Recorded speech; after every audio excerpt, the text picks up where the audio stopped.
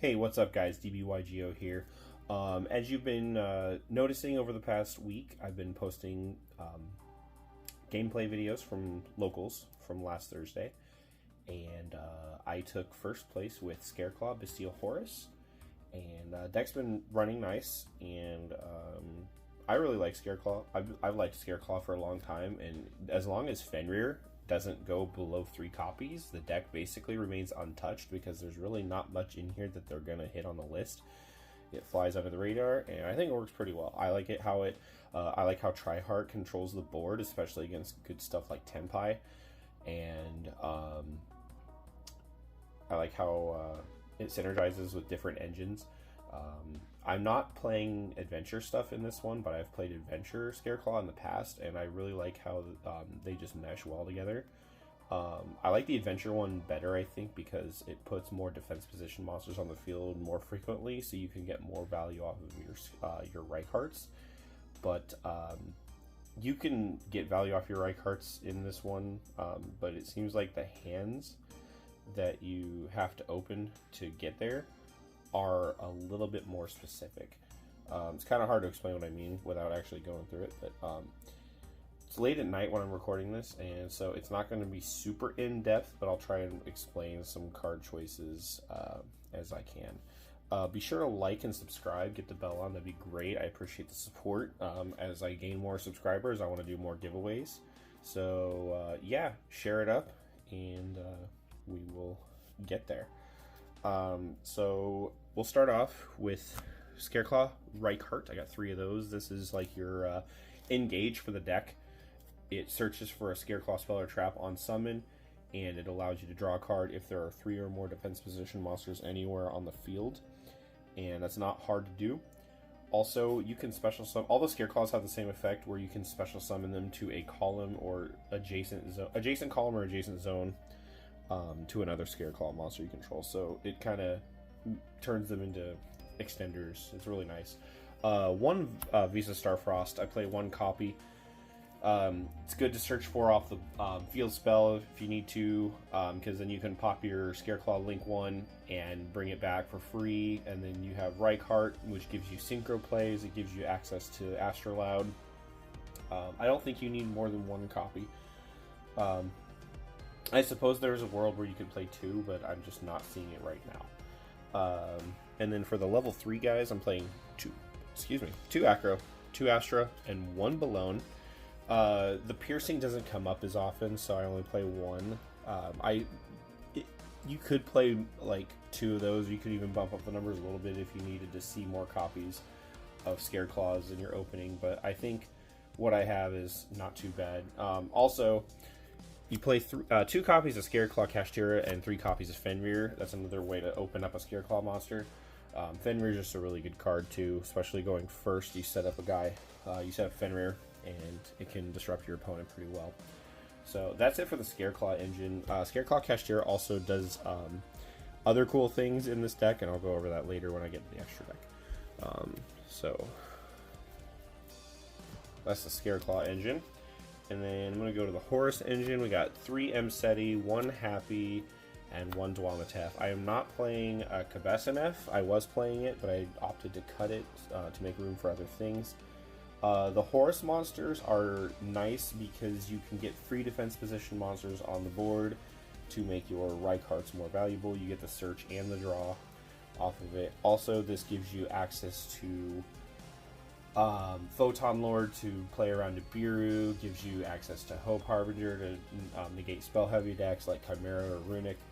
Also, going first, it gives you access to Coach King Giant Trainer if you play all 3, so that you can draw more cards, see more hand traps, whatnot.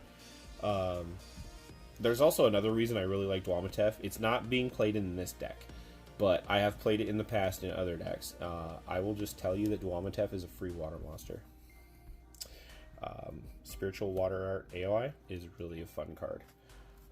If I had room for it, I would do it, but I don't currently have room for it, so not doing it. But it is fun. I've done that in the past. Anyway, 2 Bystial Lebellion. I'm not playing 3. I don't need to see it that often. It's nice to have at least 2 copies to search for Bystials. It's also, when you do have another Bystial on board and you bring this back, it's a level 8, so it synergizes well with the Horus package. Gives you overlay material easily. It also accesses Regained, which is very easy to trigger in this deck with the Bystials and the Scareclaw Kashtira. So it's kind of nice. 2 Drillswarm, Magnemite, and Baldrake. Baldrake's a nice interruption. They're all nice interruptions against like Fiendsmith Ubel stuff. Drillswarm's just good removal. Magnemite searches. You know what these all do by now. I don't need to go too much in detail. I've been liking Baldrake a lot more. There's plenty of lights and darks in this deck, especially darks, to be able to disrupt your opponent when they summon extra deck monsters. And then Bystials are hand traps too. They do act as hand traps. But 3 Ash, 3 Nibiru, and shout out to my friend Matt. Again, I've shouted him out in previous deck profiles with these kind of tokens. I have a Rush Duel style token that he made. It's foil. I really like it. So I thought I'd throw that in there just to kind of show it off. Again, shout out to Matt. Looks really nice. I love it. But anyway, 3 Ash, 3 Nib, standard hand traps that are really good this format. Imperm's in here too, but we'll get there. Spoiler alert. That's it for the monsters. And the spell cards, 3 King Sark. You want to see King Sark and M-Seti, so I max out on 3 copies each. Because I like to get the Horus engine going, especially going first. I would like to get the Coaching Giant Trainer to draw some cards if I possibly can. Also, again, setting up Photon Lord or Harbinger is nice. 2 copies of Reichphobia. You could play 3, but I like 2. You don't need to see it too often. Your Link 1 searches for it, so it's fine. I would rather not start with the field spell. I'd rather start with one of the level 3 guys, if possible, to go into the Link to search for this, to get Starfrost or Reichheart, whatever I may need to keep going. It just works better that way. 1 Scareclaw Arrival. I was playing 2. I cut it back down to 1. My games weren't lasting long enough where 2 of them was needed. I needed room for other cards. Arrival is not once per turn, so it's pretty nice. The Monster Reborn effect of Arrival is not once per turn. The Banish from Grave to protect a Link monster is once per turn, which is kind of silly. Should be the other way around. Branded Regain, you play 1 copy because Lebellion gets, and like I said, it's very easy to banish your Dark Scareclaws and recycle them to draw cards. It's really nice. You could also do it on your opponent's turn very easily with the Bystials. 3 copies of Talons. Now this, I've been kind of deciding if I wanted to play 2 or 3. I really like seeing this opening hand. It makes it feel like I can play, and if my opponent hand traps me, I can draw extra cards, or I can just, if my hand is good enough, I can disrupt my opponent. I think this is very important in this deck. To either be able to keep playing, because Scareclaw is very reliant on the first turn. Now the deck is good at, it can OTK, so it can go second, but it likes to go first to set up the Tri-Heart before my opponent can start playing, because a lot of decks get hurt by Tri-Heart right now. Fusion heavy decks, Tenpai, they don't like Tri-Heart. So if my opponent is disrupting me with hand traps, I want to be able to draw into more ways to keep playing, or if my hand's still good enough to do it anyway, I need to be able to like completely cripple my opponent's hand. So I opted to max out on 3 copies of Talents so I can see it more often, because this deck is not 40 cards, it's higher than that. It's like 50 or 51. I can't remember how many I ended up on. I'll have the total on the screen right about now, so you guys can know that. And then 2 Crossout Designator and 1 Called by the Grave. Same reasoning. If my opponent's going to hand trap me, I want to try and mitigate that as much as possible. Either right away to keep playing, or again to play around them, whether it be drawing more cards or crippling my opponent. That's it for the spells. I'll just throw the traps right on top. 1 Splash, 1 Twin Saw, and 3 Imperm. Imperm's hand trap, we know what that does. Splash is an Omni Negate, but it has to be face up on the field already, so this and Twin Saw are searchable by Reichheart, so whichever one I need. A lot of times going first, I'll search for a trap. If I'm going second, I'll search for the Monster Born, because sometimes one or both of these get sided out. Against Tenpai, I tend to leave these in because they like to make me go first, and they're just really good options. Splash has to be face up on the field already in order to work, so usually I'll flip it up in draw phase or standby phase to make sure that I can negate something my opponent does. But you have to control a Scareclaw in the extra monster zone to do this. Twin Saw is like Icarus attack. You distribute a Scareclaw, target 2 cards your opponent controls, destroy him. And I like this card a lot. This card has won me games. Especially, okay, so I'm finding, I really would like to go to 2 of these. And I'm kind of going off on a tangent here, but I want to explain something to you. I especially like this right now when decks are heavy on like Shifter and Pirellia. The thing I'm finding about this, and one of my matches that I posted has this happen exactly. If they go Shifter and like Pirellia, and if I have Reichhardt or this, if I have this, it's even better, because then I don't have to search for it. I don't even have to commit a monster to the field to let them draw. If I have Reichhardt, I can just normal summon it and search for this. They get 1 draw off the Pirellia, that's fine. But if I already have this, it's even better. If I can just set this and set a Scareclaw, because it does not trigger the Pirellia. They -2 already. This card can blow out 2 of their other cards, and they're playing with very little cards at that point. I have found that I really like this right now for that exact reason. I don't mind letting my opponent Shifter and Pirellia turn 1, because they just -2 themselves. This deck can afford to wait a turn sometimes, especially, well, if you draw the Twin Saw or the Reichhardt, it can afford to wait a turn. But I don't mind giving them 1 draw off the Reichhardt if I have to search for that. I think it works pretty well. So that's it for the main deck. Extra deck, 2 Tryheart, 2 Lightheart, standard Scareclaw. You could argue playing 3 of one or 3 of the other, or 3 of both if you have the room. I don't have the room. Well, I kind of do, and I'll go over that in a second. It just kind of depends on how I feel about certain choices that I've made. Lightheart searches for your field spell on summon, and it's a link 1. You know how link 1s are. They're kind of dumb. They're kind of too good for this game, I think.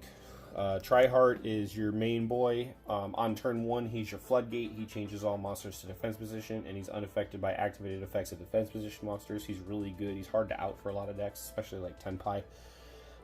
Going second, if you have a bunch of your level 3 dudes, he gets really big and it can attack multiple times. You can usually OTK with this card. He's got it all. He's really good going first or second. That's one of the things I really like about this deck. SP Little Knight, generic good card. Cross Sheep, because Astrolaud is a free fusion monster. You can just pop on the field at any time, and then you can get like Reichhardt back or anything you may need at the time. Cross Sheep can just special summon a monster once you put an Astrolaud on board. And then it's easy to link climb into Access Code Talker and win the game from that point. Or into Tryhard if you need to, whichever one. But he can generate advantage pretty nicely. Access Code Talker for the cheeky OTKs that my opponent is open. This card can just close out a game pretty quickly. And then these are the 2 cards that I could cut for more Lightheart or Tryhard if I needed to. But I really like these when they come up. I'm probably the only person on the face of the earth that's playing Moon of the Closed Sky, or excuse me, Moon of the Closed Heaven, the way God intended, to use it for, oh!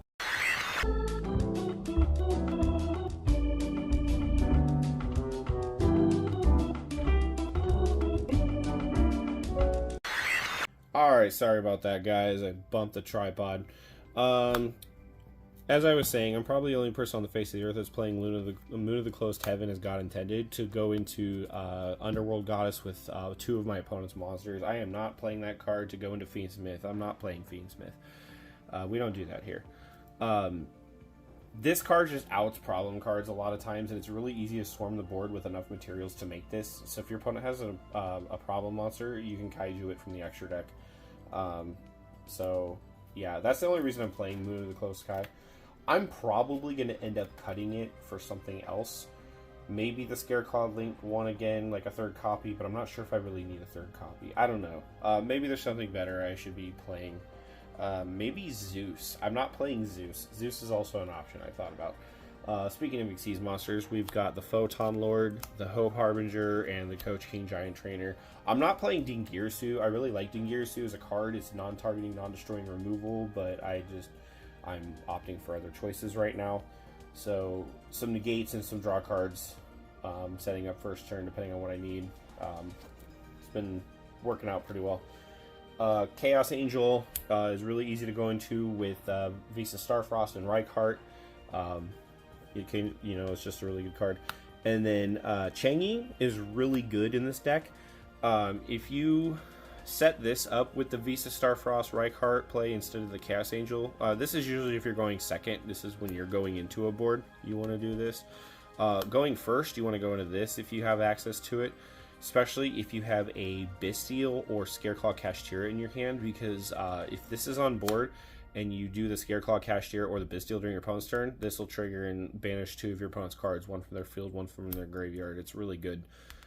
This card's won me games before. Not in any of the matches I posted recently, but I really like the card. I think it's really good. Obviously, this deck played Barone before, but we can't do that, so this is our next best option. And the 1 copy of Astrolaud to go into.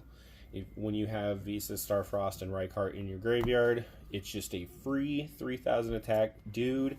It pops a monster, it gets really big, it can facilitate OTKs, it combos with Cross Sheep. It's also a level 8. It's a free level 8 body, so if you need to go into any of your level rank 8 exceeds, it's very versatile. I like Astrolaud a lot. It's a good card. That's it for the extra deck. Side deck is just kind of thrown together right now. I haven't really put any thought into it, but I'm just playing some basic good cards, and I probably need to make some changes. I just don't know what I want to do right now. If you have any suggestions, leave them in the comments, especially anybody who plays Scareclaw a lot. I know I'm going to be posting this video in the Scareclaw Duelist group on Facebook. So if you guys have any suggestions, feel free. I know there's one card that I particularly like to side deck in Scareclaw, but I am not playing it right now. Excuse me. And that is Santa Claus. Santa Claus is a kaiju that goes in defense position, so it increases your count for Rykart. That's one thing that I really like, but it's not in here right now. Dogwood, cheeky time card. We hate it, but it's there, you know. 2 copies of Dark Ruler, no more if I'm going second into big boards. Dark Ruler may come out. I don't know if it's even necessary anymore with Apo being banned, but I still think it's good against certain Snake Eye end boards, like, yeah, you know what I'm talking about. 2 Cosmic Cyclone, Harpy's Feather Duster for, like, what's the deck? Labyrinth, stuff like that. Runic. Runic, not as much. Cosmic Cyclones for Runic for sure. Harpy Feather Duster, not as much. 3 copies of Evenly Matched. That's like one of the best board breaker cards in the game. I think it's really good. Especially if my opponent is committing a lot of cards to the board and they can't out this. I can overtake them very easily with Scareclaw. It generates a lot of advantage and puts the odds in my favor very quickly. 2 copies of Dimensional Barrier. Thought about bumping it up to 3. Might actually cut a Dark Ruler for it. I don't know. I think it might be good to go up to 3 copies. It's really good against Tenpai, really good against fusion-based strategies. But I also have 2 other cards for Tenpai specifically. Skill Drain, there can only be 1. This card definitely wins games against them. Doesn't hurt my deck at all. There's definitely a spread of different monster types in here. Especially really good in the Adventure version. Again, I'm not playing the Adventure version, obviously, right now. But that's it. Sorry I was a little winded. This video took a lot longer than I thought it was going to, but that's okay. I ended up explaining things in more detail than I had intended. But yeah, if you have any questions, just go ahead and feel free to leave them in the comments. Please be sure to like the video, share the video, subscribe, get the bell on, all that good stuff. Really appreciate it. Helps out the algorithm, helps get my subscriber count up so I can do more giveaways. I definitely want to do more giveaways the more subscribers I get. Thanks guys for watching, and I'll have some more videos up coming up soon. So thank you again, and we'll see you next time.